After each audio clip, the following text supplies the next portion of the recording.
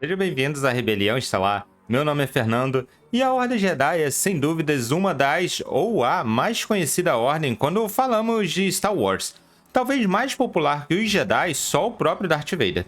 E vamos nesse vídeo entender a hierarquia dela, seu código, e no finalzinho do vídeo eu quero trazer também uma curiosidade bem legal. Você sabia que a ordem já possuiu 3 fundadores? Pois é. Quer saber mais? Então vamos lá! Ao longo de mais de 25 mil anos, a Ordem Jedi manteve a ordem, a paz e a justiça na galáxia, servindo sempre de maneira nobre e, de certa forma, religiosa, não teísta. Os Jedi sempre foram unidos em sua devoção ao lado luminoso da Força. Apesar das grandes batalhas ao longo de todo esse tempo, apenas o Darth Sidious e o Darth Vader foram capazes de praticamente dizimar os Jedi através da Ordem 66. Os Jedi sobreviventes acabaram se escondendo, morreram ao longo dos anos, se tornaram inquisidores ou simplesmente desistiram dessa vida. Mas enquanto eles eram uma ordem respeitada, sua estrutura era extremamente bem alinhada e definida. A única porta de entrada para a Ordem Jedi era através do recrutamento de crianças.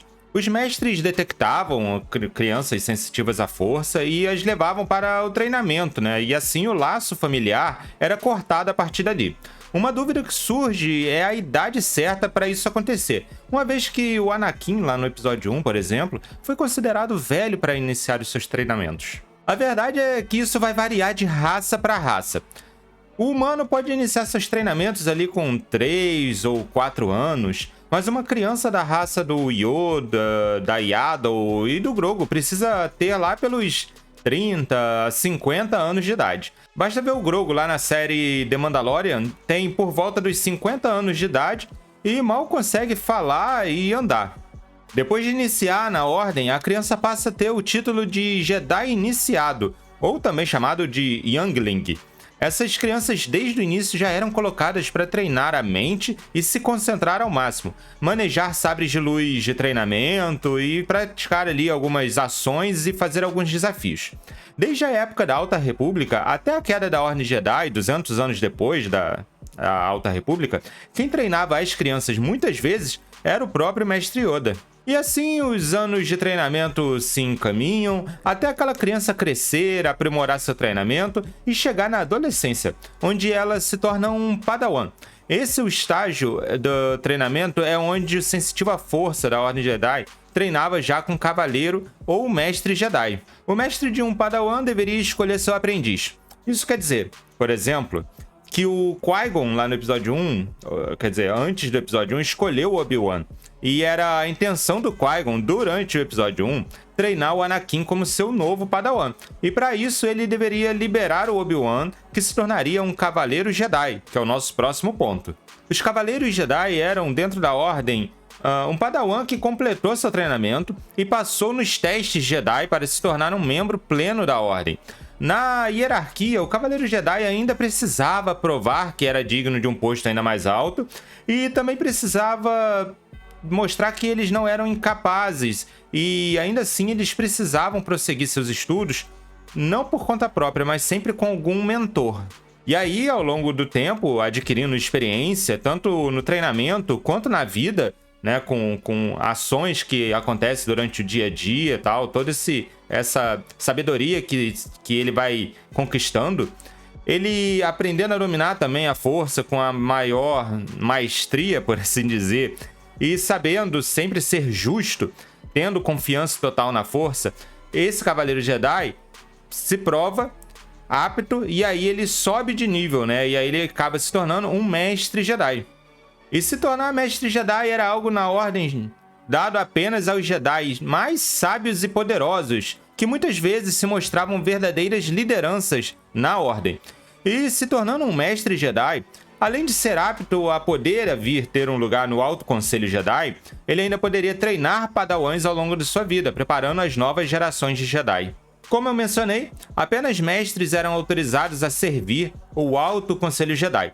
A exceção que ocorreu na história aí conhecida do cânone foi o Anakin, que foi nomeado para o conselho como representante do chanceler Palpatine, apesar de ser apenas um Cavaleiro Jedi. E por fim, um único Jedi poderia ascender ao posto de Grão-Mestre da Ordem, sendo ele quem lideraria o Conselho Jedi e, por consequência, toda a hierarquia da Ordem. Apesar dessas hierarquias, os Jedi não eram apenas guerreiros, até porque existiram muitos momentos de relativa paz, e eles não eram uma espécie de polícia da galáxia. Um Jedi poderia escolher uma função para atuar em conjunto com seu treinamento na Ordem, e existiram inúmeros grupos que uma pessoa poderia fazer parte, né? E aí eu vou citar alguns exemplos, como o explorador, investigador, um erudito e até, acreditem, agricultor.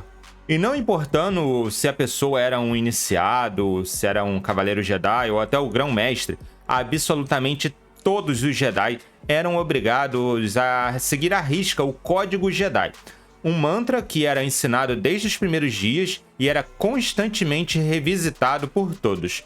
Pessoalmente, eu acho o Código Jedi uma das coisas mais belas já criadas pela ficção, e inclusive é algo que a gente pode usar nas nossas vidas aí no dia a dia.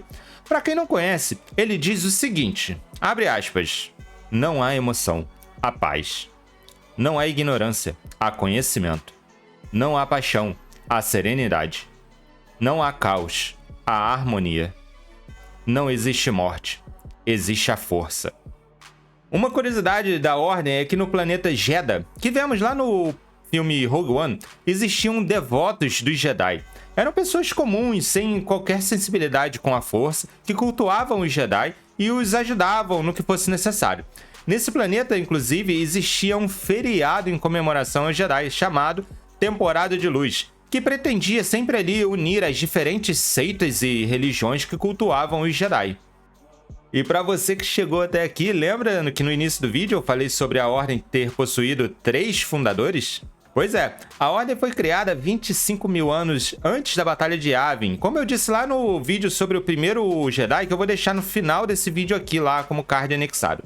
Mas o Palpatine conseguiu destruí-la, então o Luke a fundou novamente, né, lá depois dos eventos do episódio 6, construindo um novo templo no planeta Ossus.